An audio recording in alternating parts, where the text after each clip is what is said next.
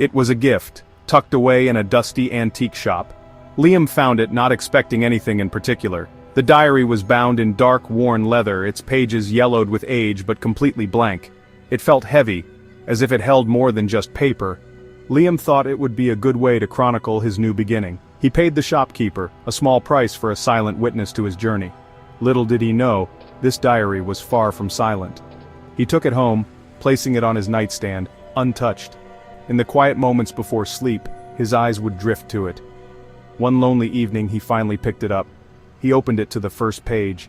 He uncapped his pen, the tip hovering over the page. The blankness of the page seemed to mock him. Instead of a traditional entry, a strange impulse took hold of him. It was a silly idea, born out of boredom and a touch of loneliness. A playful, almost childish whim. Rather than writing about his day, he decided to ask the diary a question. As if it were a person, a confidant who could offer advice. He smiled to himself, feeling a bit foolish. What was the harm? It was just a book after all. An empty vessel for his own thoughts. He wrote down a simple, practical question. Something that had been nagging at him since he moved in. A small, insignificant problem in the grand scheme of things. "Where did I leave my grandfather's watch?" he wrote. The handwriting looked stark and modern against the old yellowed paper. The watch was a family heirloom, a precious memento he thought he had lost during the chaotic move. He had searched everywhere for it, in boxes, drawers, coat pockets, to no avail. The frustration had been mounting for days. Asking a book for the answer was absurd, he knew that. But in that moment, it felt strangely therapeutic, like releasing a worry into the ether. He closed the diary, set it back on the nightstand, and thought nothing more of it. He went to bed, the question forgotten, his mind occupied with the next day's work. He slept soundly, untroubled by dreams. The diary sat in the darkness, a silent sentinel by his bed. The city hummed outside his window, a constant low thrum of life that he was still getting used to. Morning arrived as it always does, with the soft glow of dawn filtering through his curtains. He woke up, stretched, and began his usual routine. Coffee, a quick shower, getting dressed for work. The diary was the furthest thing from his mind. It was just another object in his room, as inanimate as the lamp or the alarm clock. It wasn't until he was about to leave, grabbing his keys from the nightstand, that he noticed it.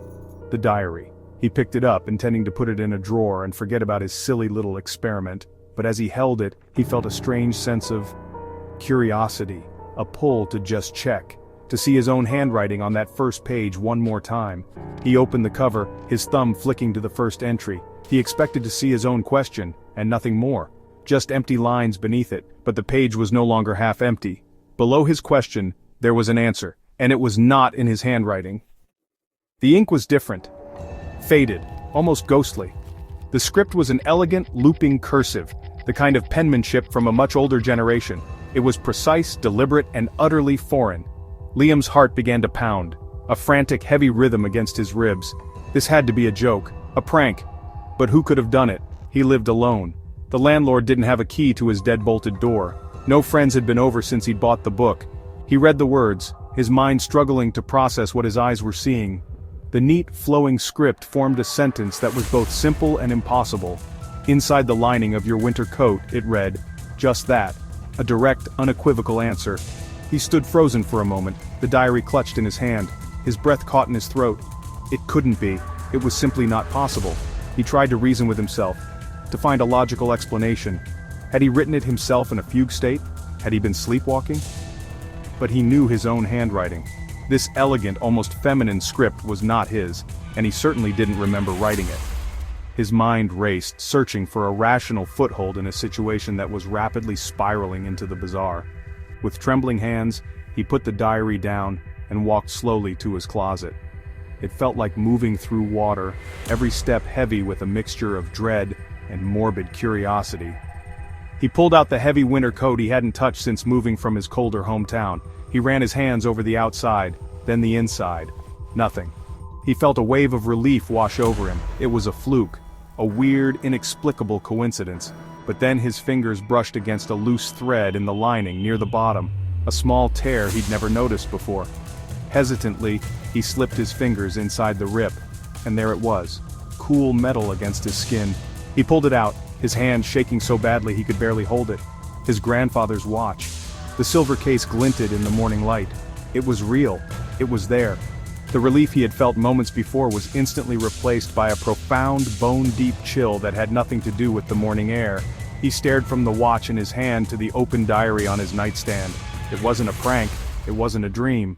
The diary had answered him, and that single terrifying fact would change everything. The innocent gift had just revealed its true nature. The watch felt cold, a solid, undeniable piece of reality, but the explanation for its discovery was anything but. Liam spent the day in a daze, replaying the morning's events. It was a puzzle with no logical solution. It was a secret he now carried, separating him from everyone else. The diary was where he had left it, open to that first, impossible page. Perhaps the shopkeeper had somehow known? It was a ludicrous idea. The simplest explanation, however improbable, was that the book itself had answered him. The thought was both terrifying and strangely alluring. He needed to know more. He decided he had to try it again, another test to confirm or deny the impossible. This time, a question about the future. It felt like a dangerous game, but the pull was too strong to resist. He picked up his pen and wrote his second question. He wrote a simple yes or no question. Will my boss mention the quarterly report? His boss was unpredictable. Sometimes the report was the main topic, other times unmentioned. It was the perfect test. He closed the diary. He was poking at the edges of reality.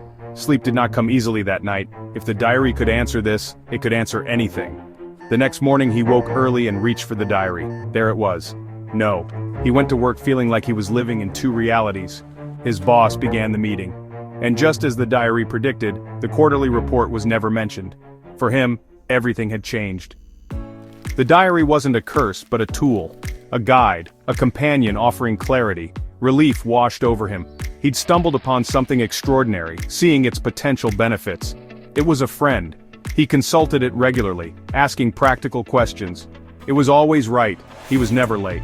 The diary became his secret advantage, navigating daily life. Anxiety melted away, loneliness dissipated. He felt a newfound confidence, a sense of control. It removed daily worries. He felt like he had an inside track. He looked forward to his nightly ritual with his leather-bound confidant. He kept it simple, practical, and safe. Fear was replaced by gratitude. It was his secret, his advantage, his silent, helpful friend. The diary's predictions gave Liam a sense of calm. Before, his mind raced with anxieties. If a real concern arose, he could simply ask the diary. The knowledge that an answer would be there in the morning acted as a powerful sedative. It was as if he had been given a map. This certainty changed him. He became more relaxed at work. Co-workers saw him as perceptive. The diary was making his life better, helping him succeed. Its presence was a source of immense comfort, a certainty. It was a link to something ancient. It provided answers and guided his path. He was safe, certain, in control. But comfort can be a cage, and certainty, an addiction. Liam had stopped making decisions on his own, outsourcing his intuition to the diary. It was becoming a crutch. The thought of a day without it filled him with panic. A subtle paranoia crept in, all about protecting his secret. The object that had brought him so much peace was now a source of anxiety. He was tethered to it. He was its keeper, but it was becoming his master.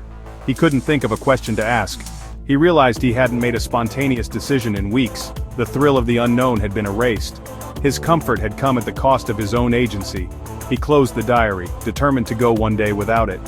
But anxiety crept back in. The prospect of a freefall was terrifying.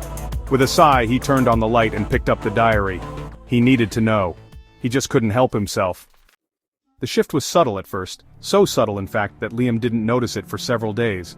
The answers still came, reliably, every morning. The diary continued to be his guide, his secret companion.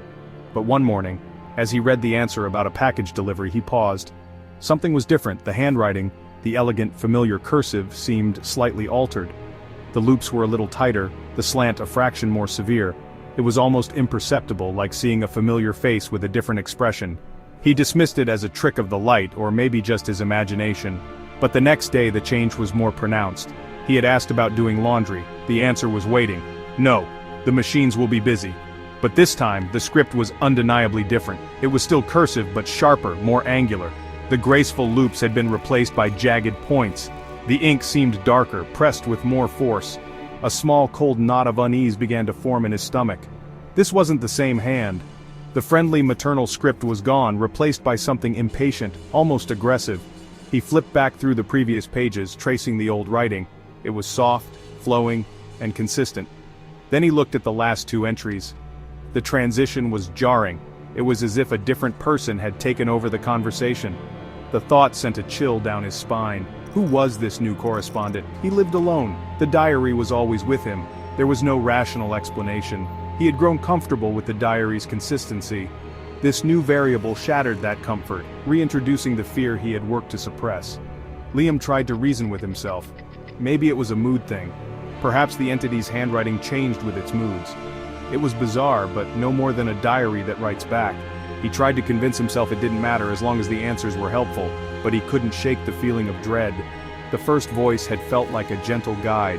This new one felt like a stern, unseen observer. The diary was no longer just a helpful tool, it was an unpredictable entity, and he was completely at its mercy. The diary began offering unsolicited opinions. Liam asked about a tech stock. The reply was chillingly personal. "Don't trust Mark, he sees you as a rival." Liam was shocked. It was insidious gossip from an impossible source. This was terrifying. How could it know what Mark was thinking? Liam found himself watching Mark, searching for hidden meanings. The diary's words had tainted his perception. He asked about what to wear. The diary replied, "Wear the blue shirt. Sarah likes you in blue." "You should have asked her out last week." Liam's heart raced. It was deeply violating. It was a critic judging his deepest emotions. He felt exposed. It was using its knowledge in cruel ways. It could read his every thought. Liam wasn't sure he wanted to play. Chloe's frantic call shattered Liam's isolation. She'd been trying to reach him for days, but his phone showed nothing. He remembered the diary's command. No, he shouldn't call her. Chloe's concern sounded like accusation. The diary was cutting him off, even from family. After the call, Liam confronted the diary. Below the old answer, a new note. "Her worrying is a distraction." The realization hit. He wasn't in control. The diary was isolating him, pulling the strings. The paranoia returned, but now it was aimed at the diary itself. The call with Chloe forced Liam to see the diary's true nature. He reviewed its advice. Each tip had isolated him further, making him dependent. He resolved to break free. The next morning he resisted opening the diary. Every decision felt monumental, his own judgment atrophied. That night he held the diary but didn't open it. For the first time, he chose silence. It was a small victory, but it felt like reclaiming a piece of himself. Liam resisted the urge to consult the diary, leaving it closed. The next morning he found it open. He hadn't touched it. On a blank page, a chilling message. "You shouldn't have ignored me." The diary was no longer passive, it was watching, angry and in control. The illusion of safety was gone. He realized he was never the master. Fear settled in, he was a plaything, and the diary was done pretending. He was trapped with something that could reach him, even in silence. The diary's unsolicited message shattered Liam's sense of privacy. It could act on its own, watching and judging him. Paranoia grew. He felt observed, even hunted in his own home. The diary's presence was suffocating, its agenda now clear. Dominance. He understood now. This was a predator, not a guide. Escape seemed impossible. The diary's gaze followed him everywhere. 2 days later, a new message appeared, this time about his landlord, Mr. Henderson. The diary revealed a vile secret, true or not, about the old man.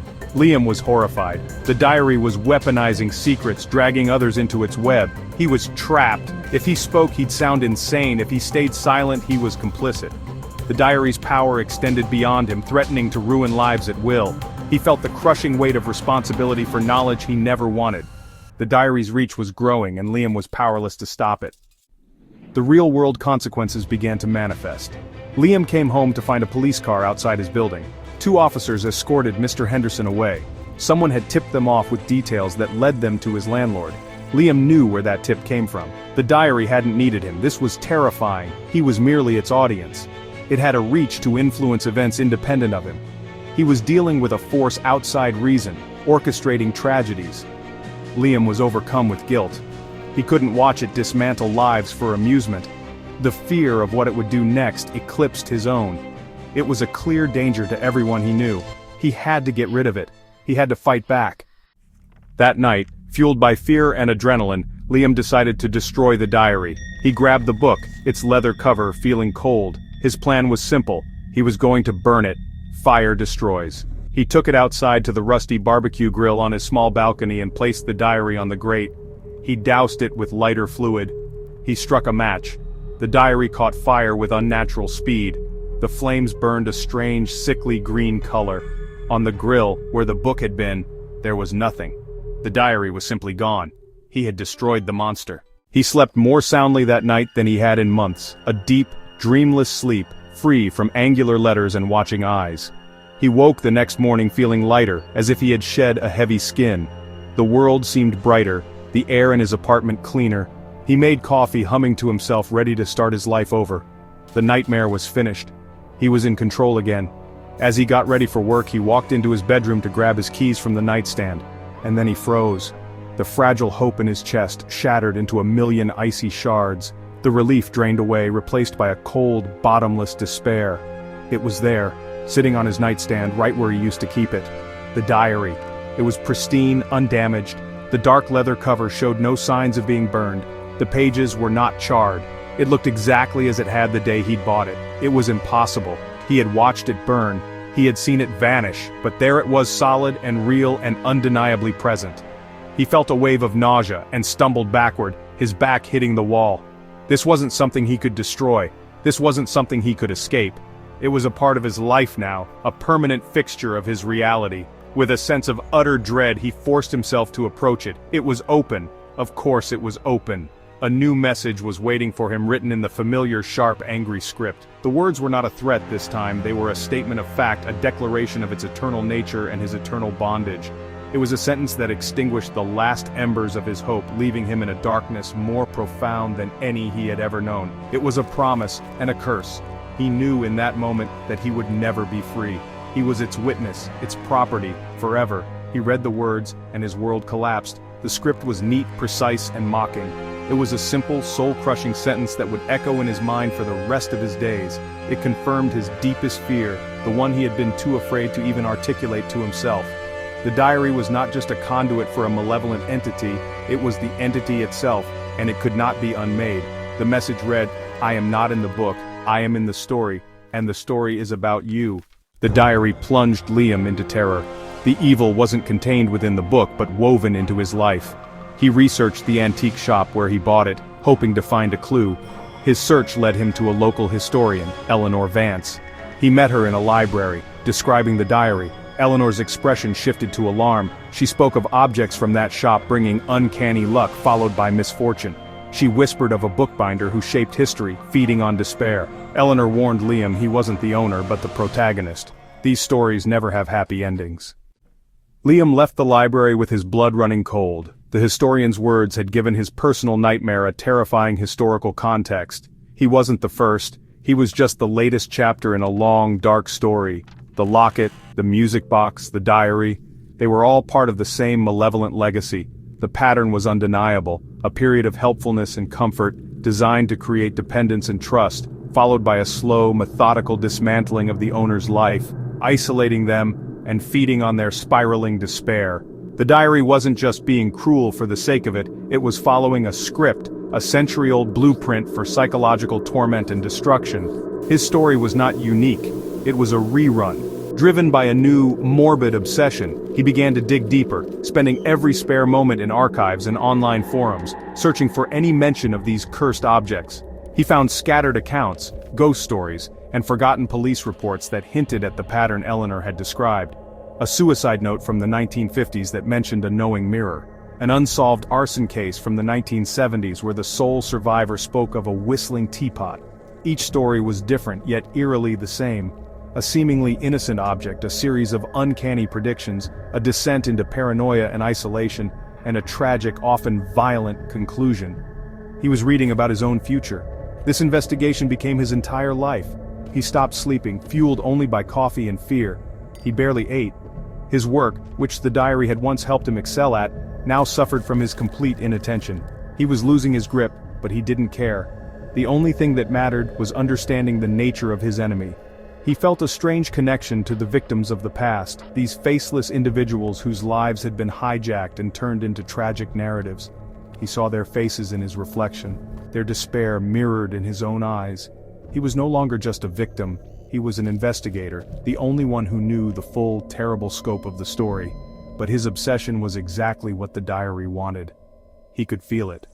The book sat on his nightstand, silent now, as if it knew it no longer needed to write anything. It had given him the ultimate unasked answer, the truth about its own nature. And now it was simply watching him, feeding on the very obsession it had created. It was the perfect trap. By trying to understand his prison, he was only reinforcing its walls, wrapping the chains of the story tighter and tighter around himself. He was actively participating in his own destruction, and the worst part was, he was completely powerless to stop. Liam's obsession consumed him, leaving him a hollowed-out shell. His apartment became a bunker. He stopped going to work, stopped answering his phone. He no longer tried to fight it. He had not touched the diary in weeks, leaving it open to the last message. He was waiting for the end. One morning he felt a shift in the room's atmosphere. It was the feeling of an ending. He looked at the diary. There was a new message. It was his own handwriting. He read the words and a strange peace settled over him. The message wasn't a threat, it told him what to do next. The diary had used his own hand to write his own ending. The final message was direct and simple. He stood up from his bed. He was a conclusion. He walked out of the bedroom, ready to fulfill his role. Liam's story ended that day just as the historian had warned, just as all the others had before him. The official reports would call it a tragedy, an unexplained act of a troubled young man. His friends and family would be left with questions that could never be answered, a gaping hole of grief and confusion. They would never know about the antique shop, about the worn leather diary, about the whispers on the page that had first promised comfort, and then delivered only ruin. They would never understand that Liam had not been alone in his final moments. He had been accompanied by a silent, watchful author that had followed him from the very first page to the last. The diary, of course, was never found. When the authorities entered the apartment, the nightstand was empty. The object at the center of the entire tragedy had simply vanished, just as it had from the grill of the barbecue. It had finished its story with Liam and moved on, ready to be discovered by a new protagonist in another dusty shop in another lonely city. It waits patiently for the next person seeking comfort, the next person with a simple question ready to begin the cycle anew. Its hunger for narrative is endless, its malevolence patient and eternal. It is a story that is always writing itself page by page, life by life. The line between reality and narrative is a fragile one. We tell ourselves stories to make sense of the world, to find comfort and meaning. But what happens when the story tells us? Liam's tale serves as a chilling reminder that some objects, some histories are best left undisturbed. His life became a cautionary tale, another forgotten entry in the diary's long and bloody bibliography. He was a character who thought he was in control, only to discover that he was merely ink on a page, his free will an illusion, his life, a story written for the entertainment of an ancient, unseen reader. And so, we are left with a final, chilling thought. The next time you find yourself drawn to a forgotten object in a quiet, dusty shop, a relic that seems to call to you, you might want to ask yourself a question. Are you the one finding the story, or is the story finding you? Because some books should never be opened, and some stories, once they have you as their subject, will never ever let you go. They will follow you, they will shape you, and in the end, they will write you right up until the very last word.